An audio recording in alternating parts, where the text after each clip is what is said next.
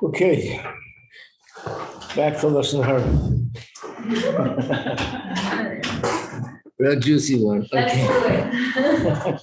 Who are we going to talk about today? I try to know that. What was happening?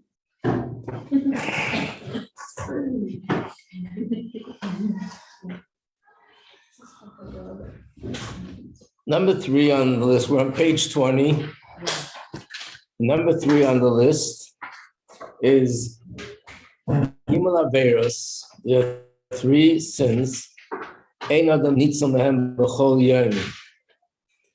That one can't prevent them from happening.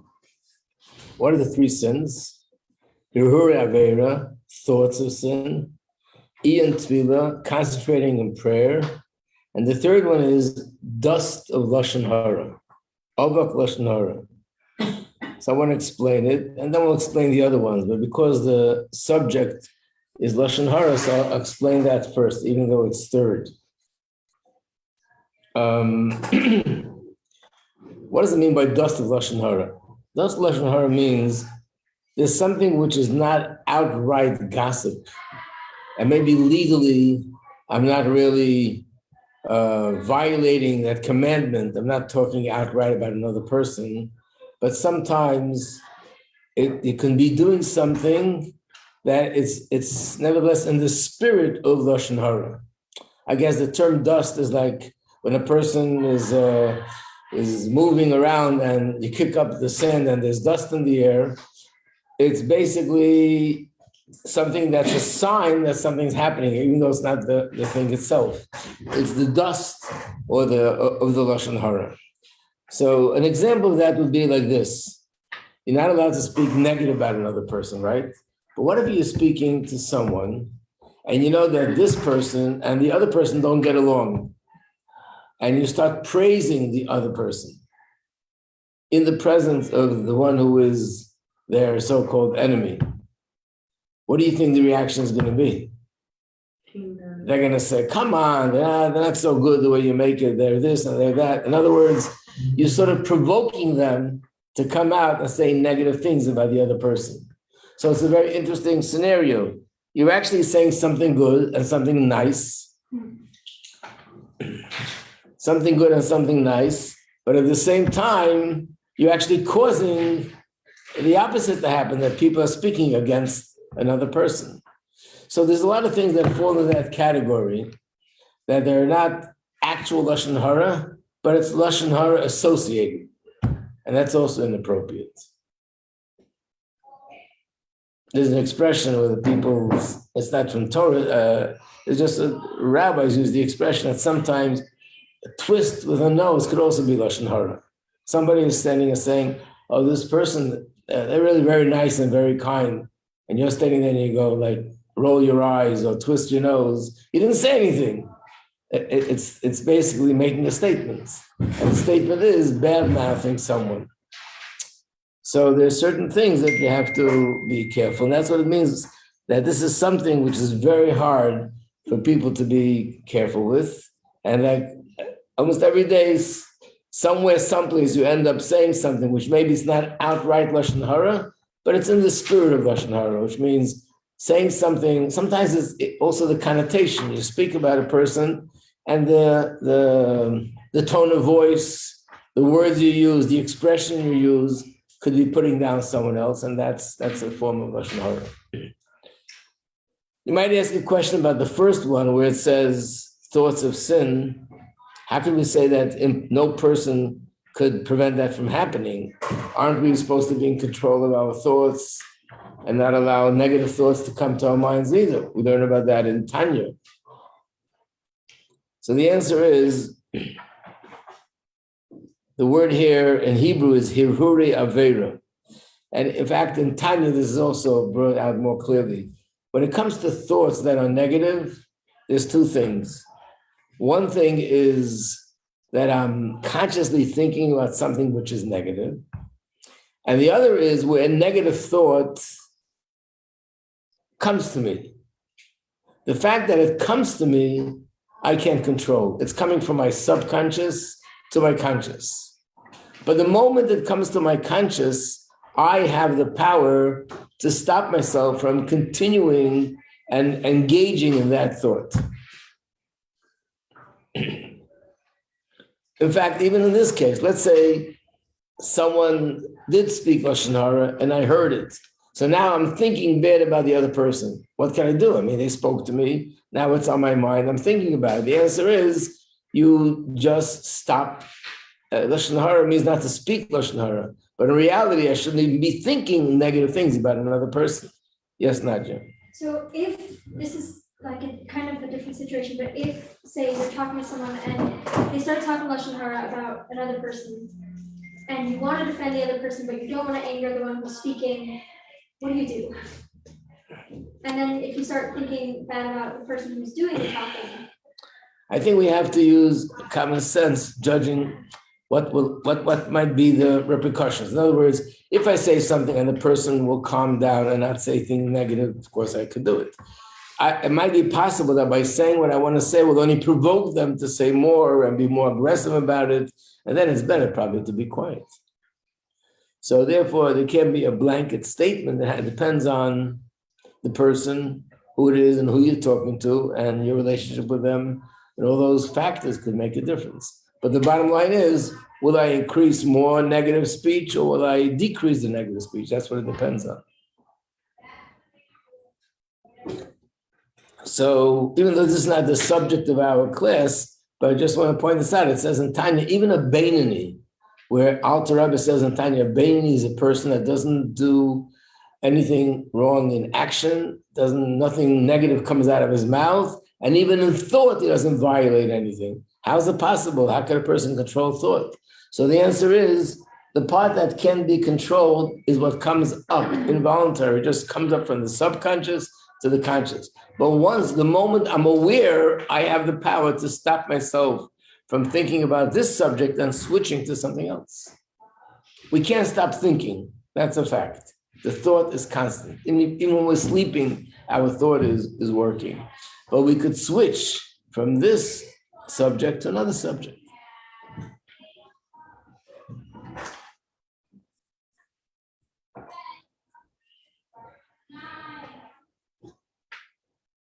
Now I want to go back to number 2, where it says in Gemara that speaking Lashon Hara really affects 3 people. It affects the one that's speaking, it affects the one that's listening, and it also affects the one that's being talked about. And the question is, why? These 2 people decided to talk about me and about something negative that I did.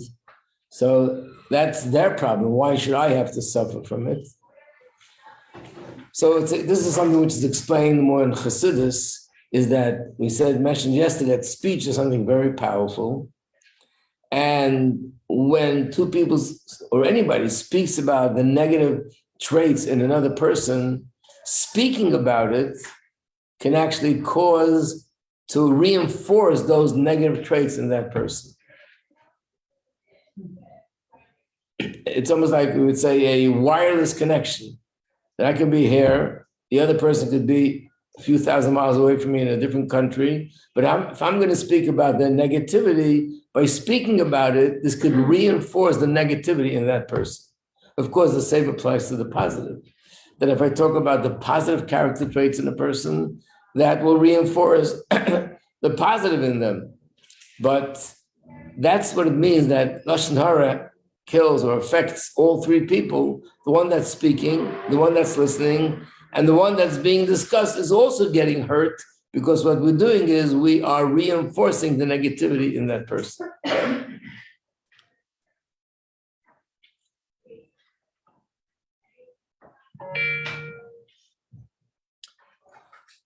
So an important thing here why we're talking about it is to know that even though Lashon Hara means halachically, it means don't speak negatively about another person, but in reality, we shouldn't even be engaging our thoughts about negativity of other people.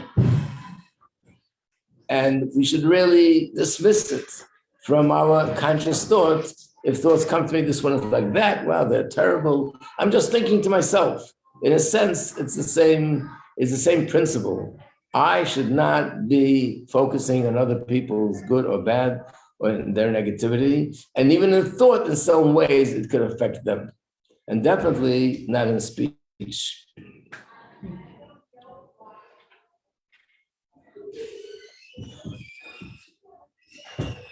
This goes along with one of the principles that also found in Chassidus in a lot of places, why a person should always be focusing on good things in general, not about other people in general, focus on positive, on good, looking forward, looking ahead, that good things will happen, not focusing on what if this scenario and this terrible thing and that terrible thing, not only because you don't want to frighten yourself, but when you engage in thoughts of negative things, you give it strength, you give it substance. And God forbid that itself could be partially responsible why it happens. And when you engage in positive thoughts and brachas and in good things, that gives strength to the positive things and the good things. And that brings Hashem's bracha into the world. So this also applies to a person that when you think and you talk about other people's negativity, this strengthens the negativity in them. This brings out, even if they have these negative traits and it's somewhat not so pronounced, but you talking about it without realizing you're bringing it out more in that person.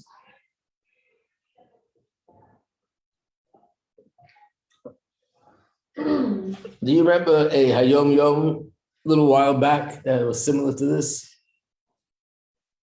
About two people that had a conversation that affected the third person? No, actually it was two people. No. It was in Hayom Yom, a story with the Baal Shem Tov, that he was talking about this subject, how speech and thought are very powerful. And he once told the students that they should form a chain and put their hands on each other's shoulders. And the two students next to him, he put his hands on their shoulders and they formed the chain. And he told them to close their eyes. And suddenly they all gasped. What happened? They saw two people that they knew, and they saw one person like ripping apart the other person physically. As a fish, no? Like a fish. Why was it? So these two people were actually in another room, and they got into an argument, and one person screamed to the other, "I'll rip you apart like a fish." Didn't touch him, he just said those words. So Baal Shem Tov wanted to show them that even though down here in this world it's only words, but spiritually, they're causing something to happen. And if you cause damage to happen in the spiritual realm, from there it could more easily evolve into the physical realm.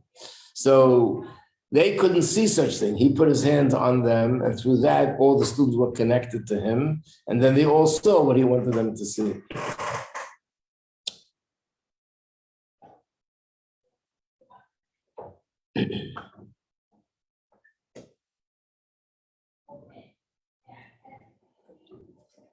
So this is all about speech, and I think we will now go to The fourth one. the fourth one, Mihoish.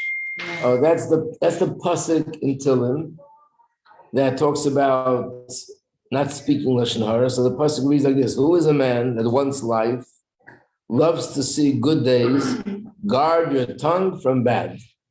The reason why the Chafetz Chaim named his book Chafetz Chaim, because it's all about guarding your tongue. And that's the words that are written here. If you want long life, guard your tongue from speaking negativity, speaks negativity.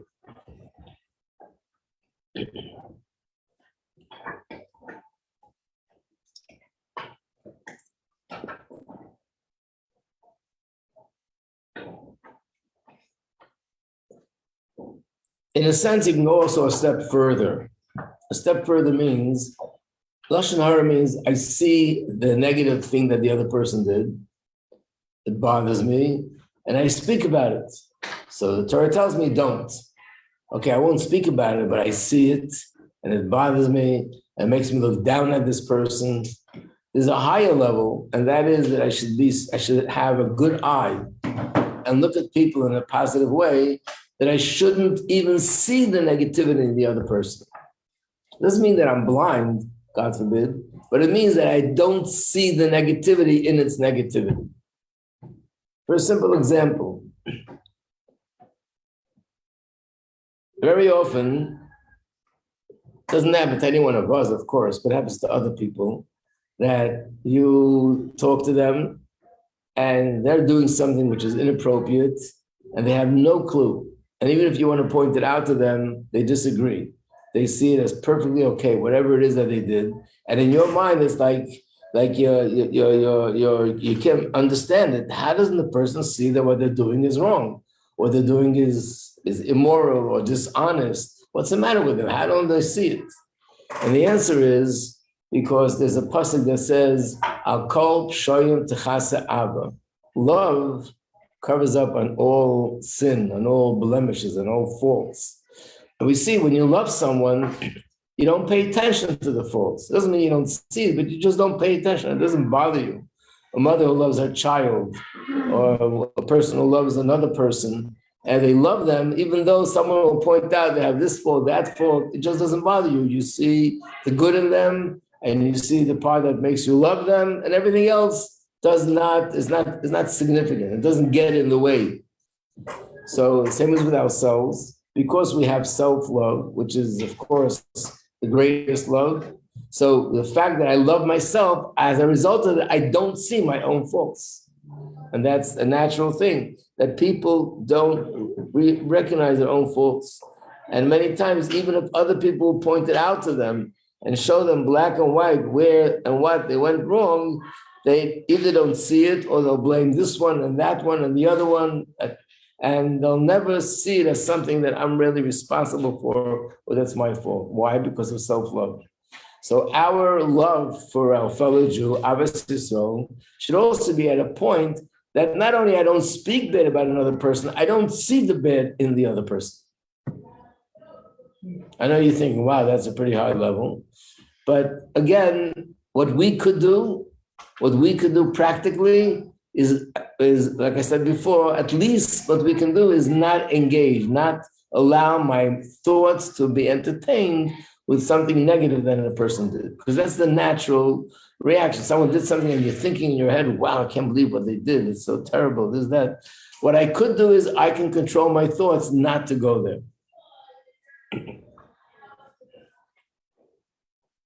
There's a famous word from the Baal Shem Tov that when a person sees fault in other people, very often this is actually a mirror. Hashem is showing me my fault because I can't see my own faults, just like I can't see myself. Why do we need a mirror? I can't see what I look like. I have eyes, Baruch Hashem, but I can't see what I look like. So I need a mirror, and when I look at the mirror, I can see what I look like. So when it comes to spiritual faults and flaws, I don't see what I look like. So Hashem sends somebody to be in my presence, and I see the fault in them. And the reason why I saw this is actually for me to realize, oh, this is a mirror. I have that same fault. But it's not always that, no? Oh, is it always that way? No. In fact, why can't it be that Hashem showed me this person's fault, so I should guide them, I should help them, I should point it out to them? Why do we have to say that it's a mirror? It's my fault. So again, there's a lot of details to this, but the general difference is like this. There's a way of seeing another person's fault that is positive, and the way of seeing another fault that's negative. If I see a fault in another person, and the thought that registers in my head is, how can I help this person not to be like that? That could be the reason why you saw it, because you have a way and you might have the opportunity to help them, to guide them. But if you see someone have a certain fault and the thought that registers in your mind is, wow, that person is terrible. It's all about putting down the person. Because the fault, then you know that it's my fault that's being reflected in the other person. That's the difference. Yes, you see it physically, technically, but how does it register in my head? Does it register as therefore it goes on to the person, therefore I hate the person, I'm looking down at the person, or does it make me think of what I can do about somewhat helping the person? And that can make the difference for me to know whether Hashem is showing this to me because I need to correct this within myself, or Hashem is showing this to me because I might have the opportunity and might have the tools to speak to that person and set things up straight.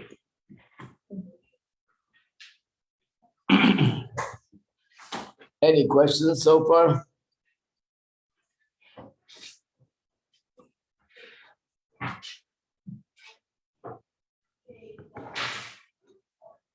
Okay. So let's go to the next part. Again, we're learning Pirkei Avos. We're in chapter 1, Mishnah 17. Is that you, Anna? That's you? Yes, okay. Welcome. Yeah. So we're in Mishnah 17, and what it says in that Mishnah is there were 3 things there. One of them is I didn't find anything better than silence. The second one was that the main thing is not learning, but the main thing is the action.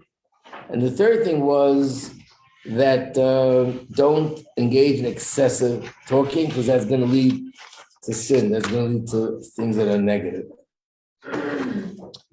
So the message in this Mishnah is all about action. So there's a famous quote, and that is Hamaisa hu aiku, which means the main thing is action. We study Torah. Torah is intellectual. We can go deeper and deeper and deeper and deeper. But the ultimate purpose of Torah is to refine ourselves and to refine our character, to be better people and to do good things.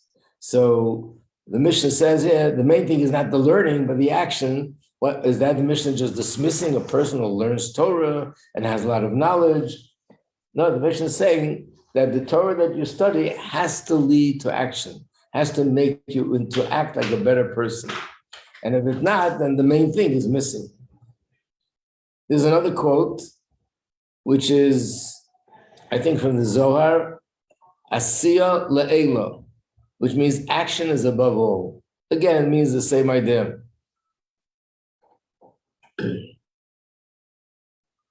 And I want to bring your attention to number 8 on this list, where it says, Emor ma'at. This is also a quote from another place in Pirkei Avos, which means speak less and do more. In other words, most people do the opposite. They speak a lot and they do less. So the Mishnah says, speak less and do more. So we can understand the main thing is action, but the one question I do have is, so who cares why do I have to speak less? Why can't I do both? Speak a lot and do a lot. Anybody have a hunch? What would be wrong with that? What's wrong with speak or and do? Yeah, why did it say speak less and do more? Why can't you say just speak a lot and do a lot? Because then my words are going to be, how you say it, they're not going to work. Like if I say a lot, but I'm not doing it. No, why can we do both? Speak a lot and do a lot. We don't have a lot of time better to do. Okay. What Shira is saying is if we speak a lot, then we're taking away time because we're too busy speaking. That's definitely true. Let's hear another thought. Naja, want to say something? It's like you don't have to publicize all your actions. Is that it? Okay, because you don't have to just do it because it has to be done. Okay. Any third maybe? Yes, Rivka. Like some people, they say like a lot of things like that it's good, but like you have to like do it action or for it to like really like you can discuss good things all day, but if you don't do anything, what was the point? Right. So I'm asking, why can we do both? Let's talk about it a lot and do a lot. I think the answer is quite simple. You know what? People who talk a lot don't do much. Why? Because something has to be done about the situation. When you talk, this has to be done and that has to be done, and we're going to do this. You feel a certain sense of satisfaction. Okay, we spoke about it. But very often the Rebbe would talk about a certain situation that needs to be corrected and say, you know what people are going to do? The Rebbe would say they're going to make a meeting. And you know what the resolution of the meeting is going to be? That next week we have to make another meeting. And the second meeting will be, wow, now we have to make a bigger meeting. Meetings and meetings and meetings. Basically, if you dedicate yourself to, when you talk a lot, you feel like, oh, I've done something about it. I had a meeting, we spoke about it, I made plans. And the truth is, if you wouldn't do that, you'd feel more the need that you're not going to be satisfied until you actually do something to correct the situation. So yes, the main thing is action, but better to speak less, and then you'll be more motivated to do. And the speaking won't give you a false sort of illusion as if you've already done something.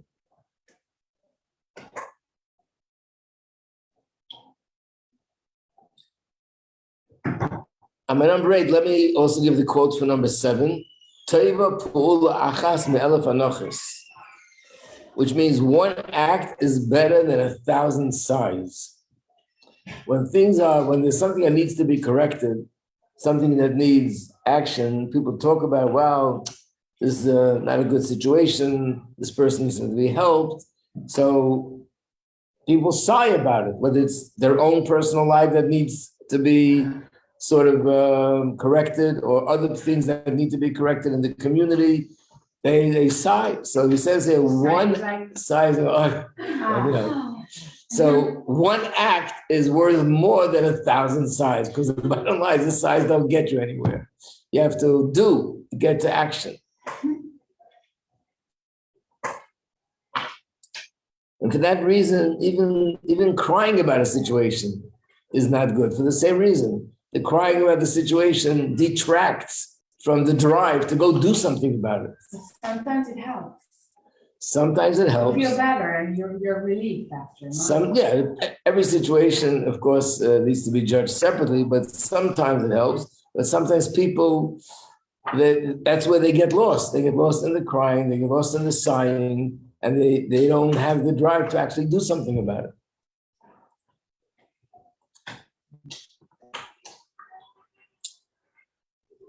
Now I want to touch on number 4 and number 5, which is also from Pirkei Avos, but from a later chapter. It says like this: a person whose wisdom exceeds his good deeds, his wisdom will last, will endure. A person whose good deeds exceeds his wisdom, then his wisdom will last. In the first case, it won't last. What does it mean if the wisdom is more than his good deeds? In other words, a person who pays more attention to knowledge, to intellect, more than the action, ultimately, not only it won't lead to action, but ultimately he's going to even lose the quality of having the wisdom of Torah. On the contrary, a person that his actions are more than his wisdom, that person, his wisdom will last. What does that mean?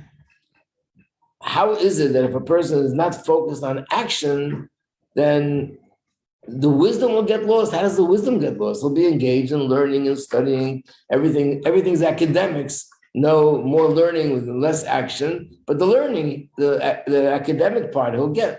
How will he lose the academic part? So basically, one of the ways of explaining this means, and this is a thought that's found a lot in Pirkei Avos, that even though intellect is amazing, and intellect is like the highest quality that a human being has, but intellect is also not something you can trust 100%. Our intellect is very much influenced by our invested interests, which means if a person wants something very much, even if it might be inappropriate, in my brain, it might make perfect sense because I want it to make sense. I'll find my brain will produce all sorts of reasons and logic why this thing that I want to do is actually a good thing. Or the reverse, if I'm supposed to be doing something and I don't want to, I don't feel like doing it, I'm too lazy to do it, it's too hard to do. because of that, in my brain will produce all sorts of reasons and logic why it makes sense that I shouldn't do it. And the logic will be sort of distorted because it's not really pure logic. The logic is being influenced by my desire to do it or not to do it. Sometimes people are dishonest in business, or they're very aggressive about something that they're doing. And when you challenge them, why are you doing that? They will explain you how, oh, it's very important for me to do this, or it's even a mitzvah what I'm doing in one way or another. How does such sort of a distortion make sense to them? Because when you want something very much, in your brain, it will register as it makes sense. And your brain will actually produce brilliant reasons why it makes sense. So that means that if I'm not really focused on action and becoming a more refined person and refine my way of life, I'm just stuck on the academics, the reverse will happen. Then the life and the things that I enjoy and that I want to do, they will affect my way of thinking, that it won't be honest and it won't be straight, and my judgment will be distorted in order to justify the negative things that I want to do. In fact, I think very rarely do you find someone who's doing something that's inappropriate will say, it's inappropriate, but I want to do it anyway. In most cases, they'll explain to you why it's perfectly okay. Might not make sense, but they'll explain it to you, why it's perfectly okay. Which means not only they lose the advantage of doing things that need to be done, they lose the intellect. Logically, intellectually, they will not be going in the right direction because their desires and their temptations and their impulses will influence their brain to come up with thoughts and ideas and logic that justifies the wrong things. And we mentioned this more than once. Unfortunately, one of the biggest examples of this is what happened in Germany. Germany was not a third world country. It was a cultured country. It was a country people were thought of themselves as being enlightened and educated, and yet they came up with the ideas and understanding that what they're doing, torturing and killing in the most brutal way other human beings, is perfectly okay. Actually a good thing. So we see that the brain can be trusted. So if I know that my goal is I want to live a life according to Torah, I want to do the right thing, I want to live a refined life, then not only do you have that advantage that you're focusing on action, but the advantage is also it'll preserve your intellect, that it'll be going the right direction, and it won't be distorted. It won't be a distorted judgment, a distorted way of thinking.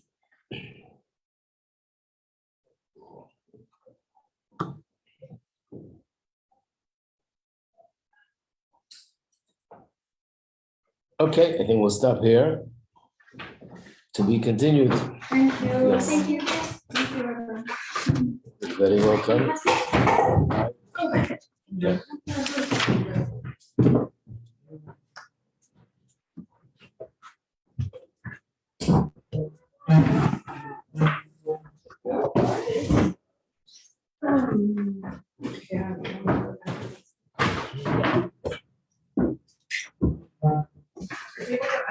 Yeah.